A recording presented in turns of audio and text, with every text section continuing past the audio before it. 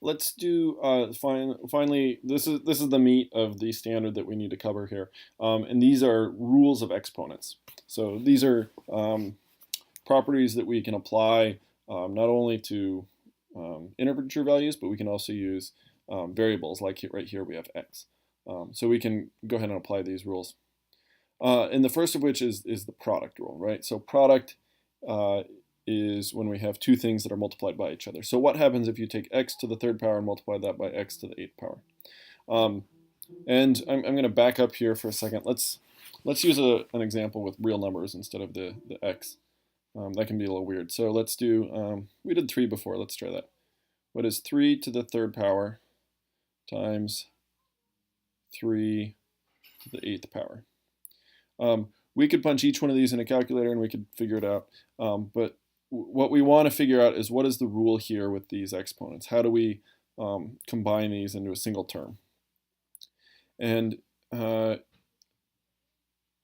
it turns out, we can experiment around with it. Since we know these values, I'm going to change this to something a little simpler. We can multiply that by 3 to the, let's do the first power, right? We know what 3 to the first power is. So this whole thing is equal to, what's 3 to the third power? Well, that's 27. What is 3 to the first power? Well, that's 3. So that gives us 27 times 3. And this whole thing is equal to 81. So 3 to the third power times 3 to the first power is equal to 81.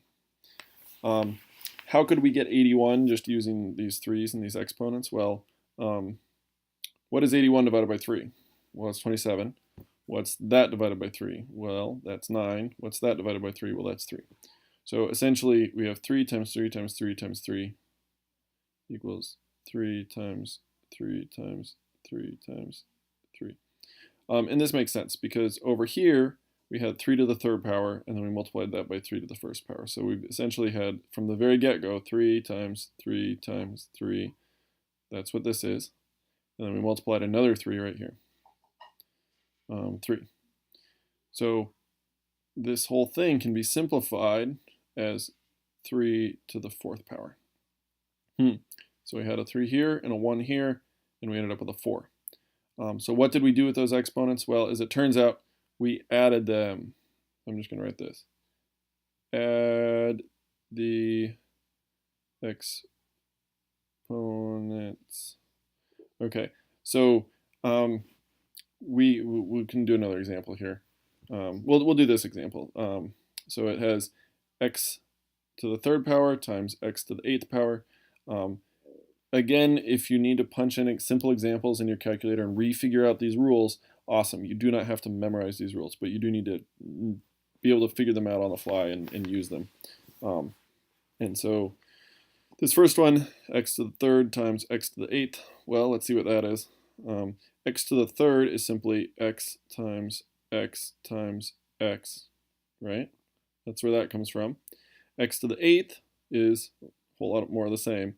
X times x times x times x times x. That was a weird one. X times x. Is that 8? I think that's 8. 1, 2, 3. Did I do an extra? No, that's 8. Okay. So x times x times x. Okay, I got 8 of them. So we're going to multiply this whole batch right here. So essentially, we have x to the what power? Well, that's 11 x's. So we have x to the 11th power. Okay, so that's it when we're multiplying similar values with different exponents. Okay, now we're going to divide them. Same deal here. We can break this into x times x times x times x times x. We're going to divide that whole thing by x times x. Well, remember how when we were simplifying fractions, if we have 4 over 2, right? How do we simplify that? Well, as it turns out, 4 is the same thing as 2 times 2. And then we divide that by 2. So then we can cancel out these, be like, oh, look at that, these cancel, sorry, cancel them out, all gone, and we're just left with 2. This whole thing is equal to 2. We can do the same thing here. X divided by x, these just cancel. They turn into nothingness. It's like matter and antimatter combining, and then they just disappear. Same deal here. There's an x at the bottom, there's an x on the top, we'll cancel those off, and all we're left with is x times x times x, x times x times x, and this thing is equal to x to the third power. So we started with x to the fifth, and we divided that by x squared, and we got x to the third. So what do we do here? Here, the rule is, what's the color we use? Green. Subtract.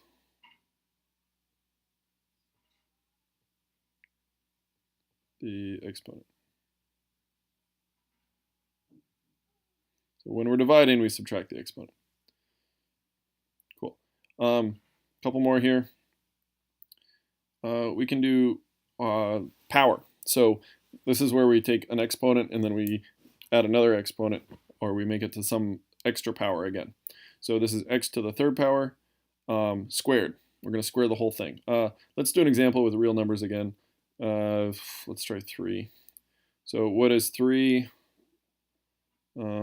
squared? And then I square that whole thing again. Well, let's figure it out. What's 3 squared? 3 squared we decided was what? 9? So this is 9 squared. What's 9 squared? Well, that's 81. And we already decided that 81 before is 3 times 3 times 3, 3 times 3 times 3, or 3 to the fourth power. So we had 2 here, we had 2 here. Okay, maybe this was a bad example, but it's 2 times 2, not 2 plus 2. So when we have extra power, we're going to multiply these exponents. We'll do the same thing here. We'll show that x should be x to the sixth.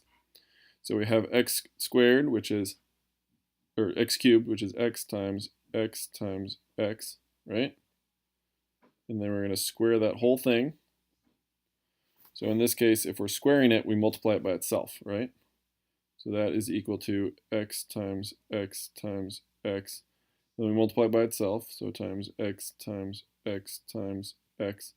So this is equal to x to the sixth. Okay, it gets a little more fun when you have like kind of a mixed value in here with integers along with variables, because we can do something comes out when we do this. So we'll do the same example here. This cubed means it's multiplied by itself 3 times, right? So we have 2 times a times 2 times a times 2 times a. Remember, the 2 next to the a means that there's a times.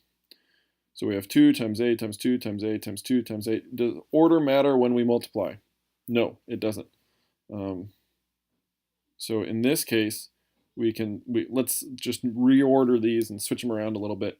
So we're going to do 2 times 2 times 2 times a times a times a. Now we can write these in exponent form. What is 2 times 2 times 2? Well, that's 2 to the third power. And then we're going to multiply that by a times a, which is a to the third power. So you see what we did here? We distributed this 3 to the 2 and the a. And in fact, we can go even further. We know what 2 to the third power is. This is a value we can calculate. The a is our unknown, so we just have to leave it as a cubed. But 2 cubed we know, which is 8. So if you were asked to evaluate this, usually what they would ask for as an answer is 8a cubed. We'll do more examples in class, but that's all I got for you. Have a good one.